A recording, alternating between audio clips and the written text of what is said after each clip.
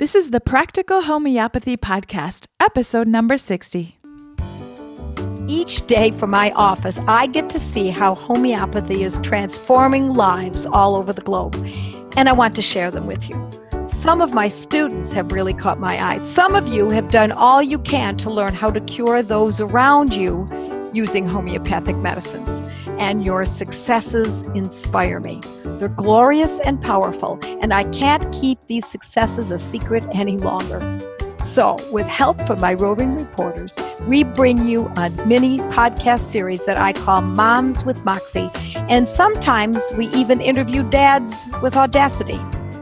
See how regular mothers and others, average people who want to cure those around them, have gone from freaking to fabulous with homeopathy.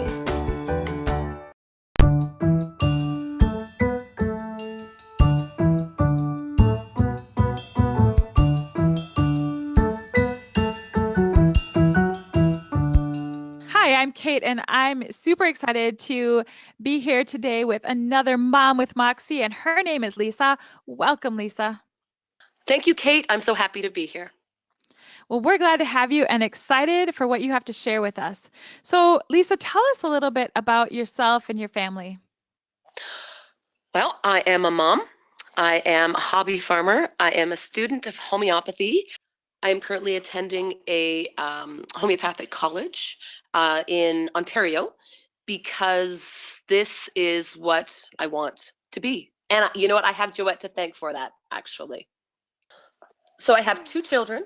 I have cats, dogs, horses, ducks, and quails. Oh, And a husband. quails. And a husband. I like how you say that last. And a husband. That's funny. So I think many of the people listening to this podcast might be super interested, and their ears might have perked up when they heard that you were actually attending college for homeopathy. So tell us a little bit about that. Are you loving it? Oh, definitely.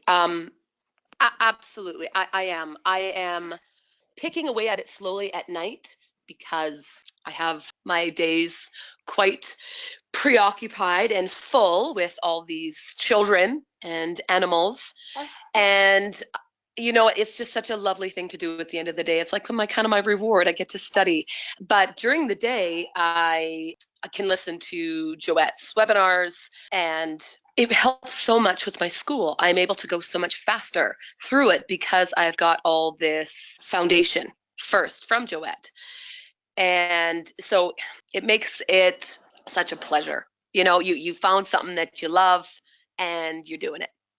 And I'm able to apply all of this knowledge to everything on the farm and my kids. I use nothing conventional. And not that I have anything against conventional medicine. My son had to go through a couple of brain surgeries, and I'm very thankful for modern medicine. But for 99% of what we have to deal with in our lives, I can do it myself, which is so empowering and so wonderful. So thanks, Joette.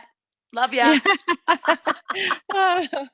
So, wow, your son had to have surgery. That is really difficult and hard. Tell us the situation if you don't mind sharing. No, of course. He had hydrocephalus, which is when, if you look on the internet, the pictures are quite freaky, especially for a mother. So thankfully, we were able to get a brilliant surgeon who, and I won't go into all the details, but who managed to correct it. It had to happen twice. And so the first time we did the pre-surgery protocol, and it was great. He came out of it amazing, like flying colors, no infections, nothing. But the one thing that I will never forget, because, Ignatia was so amazing for me at that time, when you're preparing for your son to go into brain surgery and, you're told by the physician that he could die, or there could be, something that you touch in the brain where you wish your child had died because they're a vegetable now. And so you hear those things and, it's a little traumatic. And of course. Yeah. Yeah. Can't imagine. And so, no, and nobody should have to. But we did a lot of prayer. And I remember being in the hotel room because we had to go to a different city to get the operation. And I remember thinking, just take some Ignatia. And so I took like one dose is all I really needed. And I was able to immediately, just a peace came over me. It was amazing. And we were able to go forward. And then for the second surgery, same thing. So we did the pre-surgery protocol, which Joette gives free on her blog, I believe. And then the after surgery protocol. And then hydrocephalus is very bold. It's a clear one for the usage of kelp carb, and he is a very kelp carb baby. Anyways, so Joette had given me some advice that maybe give him kelp carb for a month afterwards, and he's been fantastic ever since. We're so grateful. We're so grateful. Wow. So that's that surgery. Leaving out some details, but we only have a Yeah. certain amount of time, right? Yeah. Now, did you say he had to have 2 surgeries? So with the certain surgery, they would usually put a shunt in from his brain to his stomach, which is it's such a pain because they get blocked, they get infected. It's terrible. But this particular surgeon went and studied in Africa, where they don't have access to shunts because they just can't afford it. And so they have to do a different surgery where they make another hole in the brain for the cerebral spinal fluid to drain out. And that's what they did. And so the first time he went in and did it, I mean, this is right by the brainstem, right? So it's a very, very serious thing. And so he didn't want to go too close. And so he made the hole, but it wasn't quite big enough. And so a month later, it completely closed up, and then we had to do it again. And the second time, there's a 25% chance that it will work. But I knew in my heart that it would. It just needed to be bigger. And so, once you get past like the 6-month mark, that's when the doctor says you throw a party because it's done. And so now he's over 2. The second surgery happened when he was 8 months. So we're all good. We're all good. He still has to go once a year for an MRI, but yeah, he's really good. So yes, yay, indeed. Yeah. Wow. But you know what? I really don't mind because, no one escapes, right? Everybody's gone through stuff, right? It's all in how you handle it. And these surgeries have given me such empathy for other people. I'm working with a woman whose son has a brain tumor, and I was able to reach out and help her, and she listened to me because I had gone through something similar with my own son. Not a tumor, but something very scary, right? Right. And so we use, God gives us these situations so we can use it. I don't say he gives it. He gets us through it. He uses it to make it something beautiful in somebody else's life, and to give them encouragement that you went through it and you can do it too, So I really don't mind these situations. And it gives us so much empathy for other people in those situations as well. Yes. It's just amazing how God does take that and uses it to bless Makes it many good. other people. Yes. Yeah. So let's talk a little bit about your history, because I think it's fascinating. When we were having a conversation before this call, you were talking about your family and their study of medicine. So tell us a little bit about your family. Yeah. So my father's a physician. He's a neurologist. And I'll talk about it a little bit later on in our conversation, but it's very helpful to have a physician in the family for diagnostics, right? Because it is quite important. The remedies I'm using aren't working. I can say, Dad, what am I missing? What's going on with him? And he'll say, oh, well, that's because of this. Oh, well, then now I know how to treat it, right? This is such an important thing. I had that same thing happen when our dog was having some issues. I took our dog to the groomer, and not that the groomer is a vet, but she's like, oh, I think your dog has this. And I was giving homeopathy and it wasn't working. And when she gave me that little bit of information, oh my goodness, that makes total sense. And now I knew what homeopathy to use. I used that homeopathy, and within a day, those circumstances, that dog was feeling better. And so it is so important. I feel like if the homeopathy isn't working, there's something that we're missing. If we know what it is, it's just so much easier to really nail that remedy down, that right remedy. Right. Exactly. Yeah. So do you feel like you inherited some of this passion for healing from your dad, who's a neurologist? Yeah. Definitely. Yeah. My father, he's been in practice for over 40 years, and he will do it until he's, not here anymore. And that's exactly what I would do. Like, I don't believe in retirement. I want to do this until I can't do it anymore. Right? Yeah. Because that's what we're here for. We're here to help others, right? In one Yeah. way, shape, or form. That's kind of what our role is on this earth, I think. So I was always into herbs and essential oils and natural stuff. And it's funny because I was raised on, margarine and skim milk powder, right? Because as a neurologist, you do whatever the Health Canada says. Oh, skim milk powder is right. Then darn it, let's go get a big bag of it. I remember that. And then turning full circle, away from that, you get a new, fresh perspective, especially since everybody else is doing it. Do the opposite, and you're probably on the right track. And so when I was first a member of Weston A. Price Foundation, I was reading Joette's article, and I had no idea who Joette Calabrese was. She said, it is your job as a mother to heal your family. And that totally hit home. And this was before I had kids. I had a couple of dogs, and that was it. And I said, yes, of course it is. That was it. And as soon as I read that article, the next day I was Googling her. I was ordering her the cell salts and the baby grand. And I got myself one of those little red top 100 kits. And that was it. That was it. I was sold out for homeopathy. Yeah. I know. Don't you feel like once you find homeopathy, it just trumps everything else that you've done? Because, yeah, it's the same story, a history of herbs and essential oils and nutrition. And those are all great things. But homeopathy, you just want to shout, this is it. This is it. This is it. This is it. And all those other things are nice additives, right? That's it. Definitely. There's nothing else. There's nothing. And I talk to people all the time, I'm sure you do too, that have said, one person I know was doing like breathing, and not to say anything bad about that modality, but breathing isn't going to heal your allergies properly. It's this technique thing that people do. And I said, okay, well, yeah, I'm here if you need me. And sure enough, okay, well, maybe we can try a little something else too, right? Because the breathing wasn't really doing it for them all that great. So anyway, yeah. Homeopathy. I'm curious, going back to your dad for just a minute, is your father, as a neurologist, is he supportive of you learning homeopathy and using homeopathy? My dad's great. He had always said since the beginning that whatever you want to do and you're happy doing it, great. We can have a discussion like you and I are having, and it's completely fine. When I was teaching a class about homeopathy, and we were talking about fevers, and he's of the old school where fevers are not that great, because he says he sees people who might have, they had febrile seizures and now it's affecting them later in life. And I said, there's no correlation. And we love to have these conversations. And so then he's saying, well, whatever works. It doesn't matter. If that works for you, great. Good for you. Great. It worked. Okay. But he's not willing to try. Like, he has so many things I could help him with, but he's like, no, thanks. So Lisa, tell us about some of the ways that you've used homeopathy to encourage those who are listening today. Okay.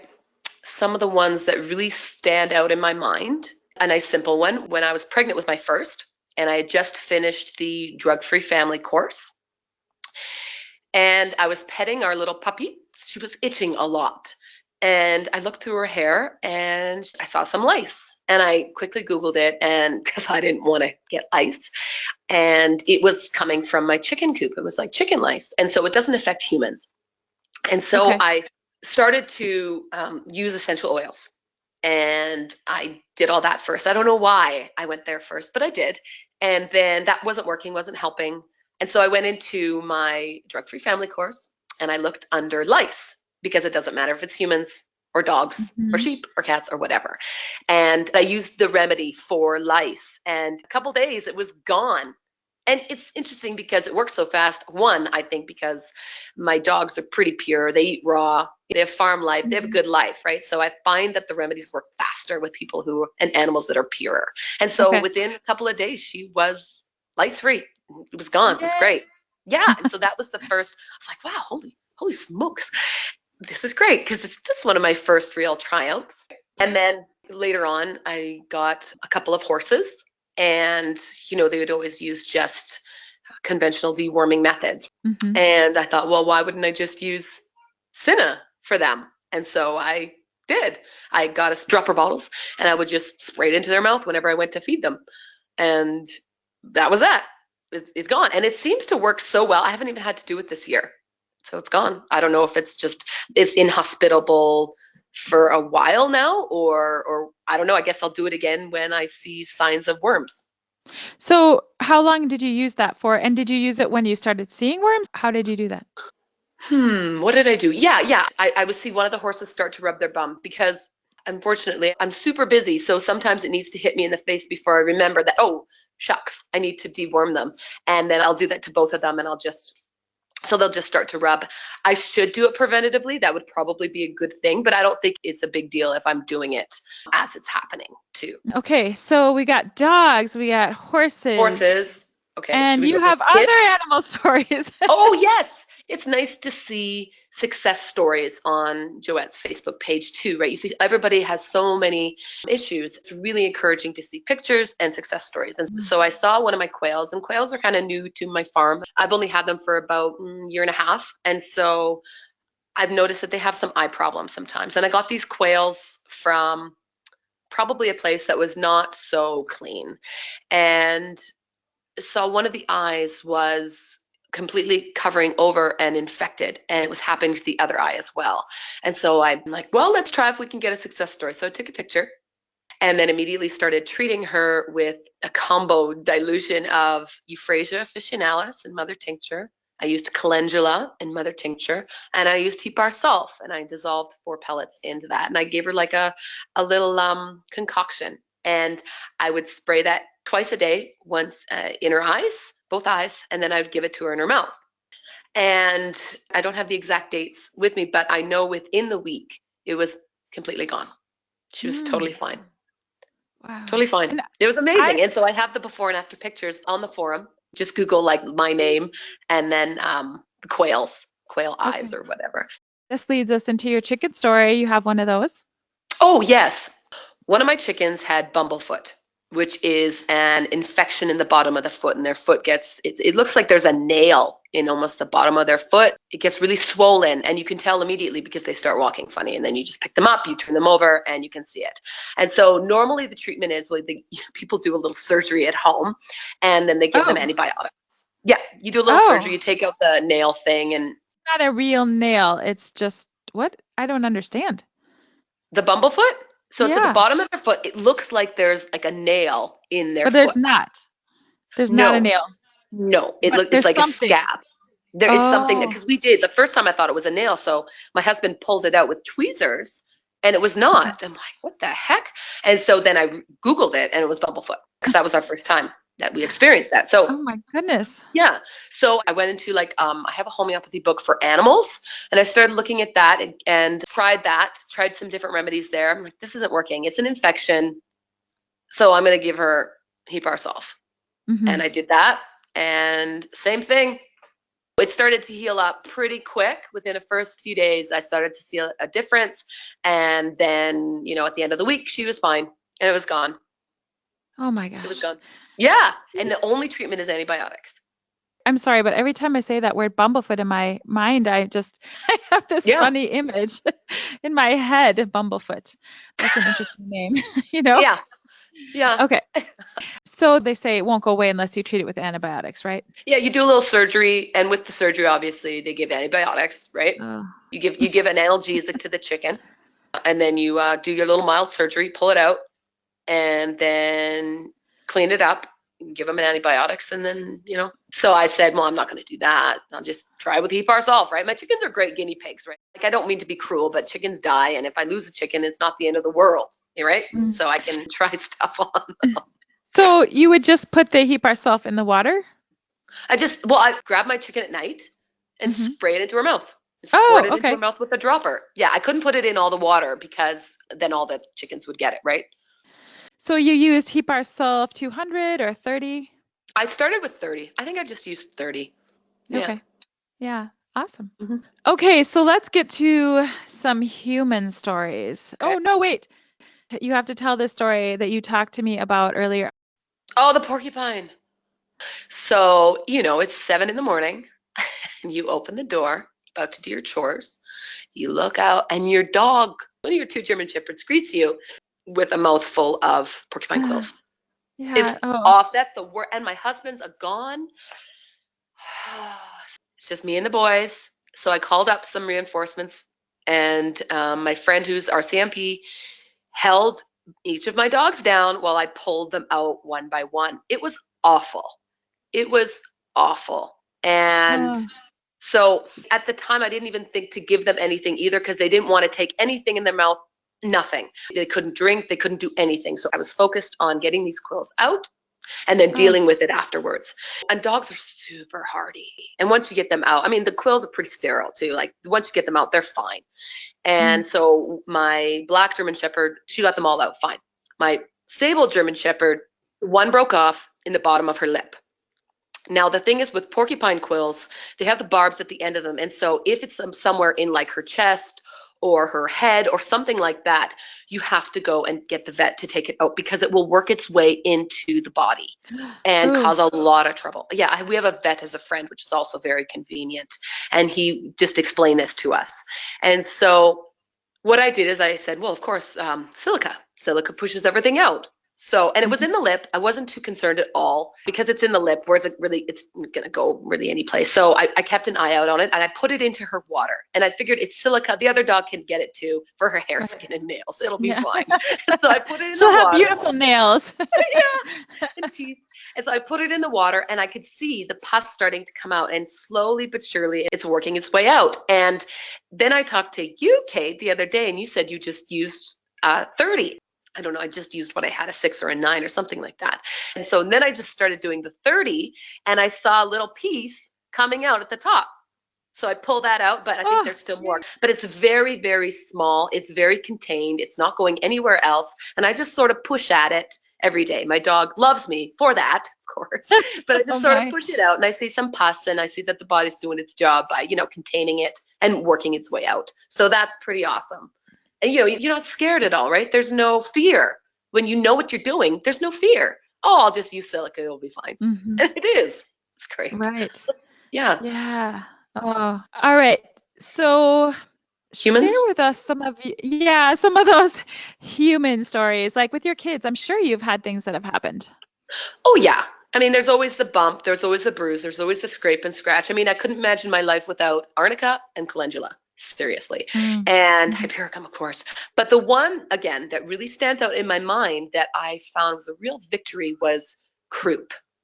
Okay. And I had learned about croup in the drug-free family course. My kids are super healthy because I started this before I had kids, so I was prepared. And so I'm kind of just waiting for stuff to happen so I can use my newfound knowledge.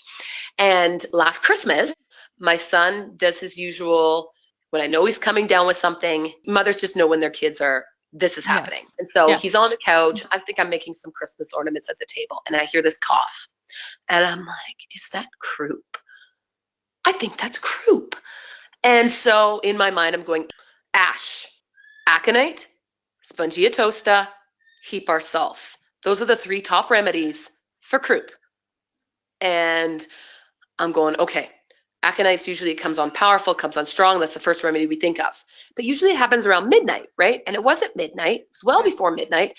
I'm like, this is more like spongia tosta, which is like a saw going through wood. I will never forget that, right? When Joette talked about it in that drug-free family course. And I thought, I'm going to try spongia tosta. And so I started with spongia tosta 30. And I probably gave him 4 doses total. And I stayed up with him because he was very scared, which is also indicative of aconite, but I wanted to stick with spongia. Just stayed up with him. We just read, and then he would fall asleep and then wake up, and then that hacking cough again. And then we were able to, after about 4 doses, it was done for the night. It was done. Went to sleep. It was fine. The next night, it started again, but it was much milder. Used spongia tosta again, probably only 2 doses, and that was it. And I remember talking to my stepmother, who is my father's wife, and she said, croup, what did you do? And I said, I used homeopathy. Oh. Yeah, that's it. Like, it was no big deal, because her daughter had to take her son to the emergency room 3 times when he had croup. Oh, wow. So I'm like, the emergency room is for a broken bone, not for croup. It just seemed crazy to me. So that first night when you gave him the Spongia, how often did you give it? At first, I gave it every 30 minutes because it wasn't crazy. And I would take him into the shower and get that steam going. And that really helped him a lot too. Okay. And give him hot water with a little sea salt, which he called special water. And so that really helped him too. Because I just So, remember the bronchioles. You sort of relax the bronchioles with the salt and the warm water, right? So that's all I did. That's all I oh, did. yeah, that's awesome. I know a lot of mothers and a lot of people in general have trouble with these skin conditions, the eczema. And I was quite frustrated with it as well because I tried to help a couple of people without any really great success. And this is when I had just first started about the Good Gut, Bad Gut course and the skin course. And I probably didn't listen to it enough times, or I needed more information. And so it's cumulative. Now that I have all of these courses and I listen to them all, and then I start from the beginning and I listen again. And so you start to really, I don't want to say I'm an expert, but it's coming together for me. So with the one little girl, and I don't know all the circumstances, but I tried to help her and it wasn't helping that. And so I was a little more cautious working with this little boy, and he was probably 8 months old. He's blanketed in eczema, very bad, to the point where people were staring at him and saying, like, what's wrong with your child? And his mother has psoriasis. So it's an inherited trait. She's a nurse. He had a birth in what she called a very normal birth. All of the standard things were given, maybe except the epidural. We had this and we had this and we had this. But I mean, that's just normal. I'm like, okay, you don't say anything. It has nothing to do with, right? What are you going to do? What do you mean normal? Okay. So I'm thinking in my brain, well, that's what triggered it. All of these little things triggered the eczema in this little boy. And so I tried the first line for eczema and it did not help. It made the eczema worse.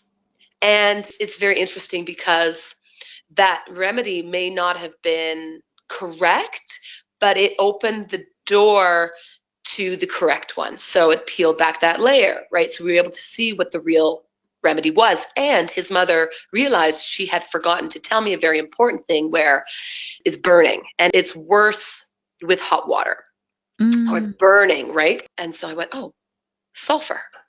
And so I said, quick, that other stuff. She did a no-sode to take care of that family inheritance and sulfur. And it was done. She was thrilled. She went, you know what, we're done. I think I want to take a break from the remedies and, everything's great. And I said, great. You can talk to me again if you want to work on those food intolerances, right? Because, of course, he has those too. And she, Yes. great. Yes, I will for sure. She was just elated, right? You make believers out Yeah. of people like that, right? Yeah. Lisa, you mentioned a couple of Joette's courses that you listen to over and over again, Good Gut, Bad Gut, and Skin the Ugly Truth course, along with the others. So for those of you wanting to know more about these courses, we will put a link to them in the resource section at the top of the transcript for this podcast. For those of you listening to this podcast not on Joette's website, to find this transcript, just go to Joette's website, practicalhomeopathy.com, and look up Podcast 60. You can also just Google Joette Calabre's Podcast 60, and you should find it that way as well. And I love how you said, if we get that first remedy and it doesn't hit it, a lot of times people can get discouraged if it doesn't take care of it completely. I've heard Joette say this many times, that remedy, though it may not have been 100% correct, it will often point us in the direction and make it more clear the best remedy. Yes, that was a huge little tidbit that after listening and listening, I heard it. When you hear something, because you listen again and again and again, and then you hear that one thing that you almost needed to know, and you use that, and it's so wonderful. So that's why when she's talking and Laura's talking in the courses and saying, listen to it again and again. And I'm thinking, of course you have to listen to it. You're listening to it once. Are you nuts? You're not going to get like 10% of what you need to know if you're not hearing it again and again and again, because things start to come out and be clear and make sense to you, Yeah. So sometimes I'm like, oh, I don't need to listen to this skin course. I've heard it, I don't need it right now. And I make myself, it's like studying, right? You make yourself do it. Oh man, I'm so glad I listened to it because I got that little tidbit and it helped. And that little tidbit pointing you in the right direction was huge for me. And Yeah. at this time, right? And I use it a Mhm. lot. And as I lead study groups, the Gateway to Homeopathy study groups, every time I lead a group, I get something new out of that material in that book or something someone Totally. says. And so I just feel like you cannot study your materials, whatever it is that you're studying, enough. Keep going over and over them, like you said, because you're going to find that little bit of information that you need. And so it'll pop out this time to you, and it didn't even phase you before. You didn't even hear it before. Totally. Hmm. Totally. Absolutely. That's with anything. Absolutely. With anything. Yes, with anything. So delve right in. Do it. Yes. 100%. Yeah. Yeah. Lisa, you've shared with us so much. Do you have any closing remarks for those who are listening? Anything that you want to share that you think would be important for them to know? Yeah. So for that person who is just starting out, this is kind of what would have helped me had I heard it, is Right. to not get overwhelmed, because homeopathy is so big, and it's wonderful that it's big because it's a lifelong study and you never get bored. You never get tired of it. It's awesome. So don't get overwhelmed. Just get started. Just start. Learn it. Use it. Use your pets and your family and your friends as your guinea pigs to practice, who don't mind if you get it wrong the first time, the second time. They'll still keep with you, right? Or they're your family and they have no choice, because that's how we learn. So there are times when you will get frustrated and you think that you can't do it, but you just keep trying, you keep learning, and you will get it, because that's just how it works with anything. And then that feeling that you get when you're able to help others is pretty addictive. And sometimes that's all you need to spur you on to keep reading and to keep learning. For the more experienced person, I don't know if I'm qualified to speak to those of you out there, I'm, I'm sure but you are. here's what I got. And it took me a while to think about what I wanted to say. But currently, at this time, I want to say never underestimate the power of a good diagnosis. Because when I was first started to learn homeopathy classically, I thought that all I needed were the symptoms and that was good enough. And sometimes it is, sometimes it isn't. God gave us good doctors for a reason. And if I can just use one more example for myself, because I think it's a good one, I got something on my finger. And it was started to get a little swollen and started to get a little painful to the touch. And I didn't know what it was, but it had lasted for over a week. And so I knew that it wasn't just a little cut or something. And there was no cut, there was nothing. It was just a little swollen finger. And I tried numerous remedies to no avail. And I was very frustrated. And you start to second guess yourself and going, well, maybe this doesn't work. For some reason, you forget about all of the successes you've had in the past. And That's then you so second true. guess yourself, well, maybe I just suck at this homeopathy thing, right? You start to think those things. Yeah. And then we're sitting at the kitchen table and my dad had come over. And I said, Dad, what is this? And he goes, looks like a little infection to me. Oh, okay. And I had already started doing it that morning because I'd looked on the Facebook forum and I'm looking through, seeing if I can find any bit of tidbits, right? Because I wasn't getting anywhere by myself. And I thought, maybe it's an infection. I can't see anything. It is not super painful, but I'm going to start. So I started the infection protocol, and then my dad confirms it. It started to work that night, and then it was gone within 3 days, and now it's like completely done. All I needed was a good diagnosis, and apparently homeopathy does work, and I don't suck at it. So, even Apparently it still works. yes. So that's the thing. Even though you can be super experienced, you've done it for a long time, you can still get those moments. But don't be, what's the word? Don't be discouraged. Just keep doing it. You will find the answer. You will. So don't give up. You have to go back and remind yourself of all those successes that you've had. Then, okay, I guess this will work, So the bottom line is don't give up. Don't give up. And that's when it's great also to have either someone to diagnose or a community of people to come Yes. alongside you and say, hey, what about this? What about this? Yes. Oh, I didn't think about that. And I Yes. love that. Yes, totally. And I don't have a lot of people, I'm not from a really big place, so not many people are into this. I'm the most knowledgeable in my area. And so I don't really have anybody to help me. And so physicians, I think, are very helpful in that sense. And then I can go back and ask on the forum or go back to my books, stuff like that. Right. Yeah, Right. community is good. It's really, really good. Very important. No man is an island. Or woman, no woman. Yes, yes. Well, thank you, Lisa. You've been an inspiration to me, and I've loved our conversation. So thank you for taking the time to share with us. I just appreciate you. Thank you, Kate. You just listened to a podcast from practicalhomeopathy.com, where nationally certified homeopath, public speaker, and author Joette Calabrese shares her passion for helping families stay strong through homeopathy. Joette's podcasts are available on iTunes, Google Play, Blueberry, Stitcher, and TuneIn Radio. Thank you for listening to this podcast with Joette Calabrese.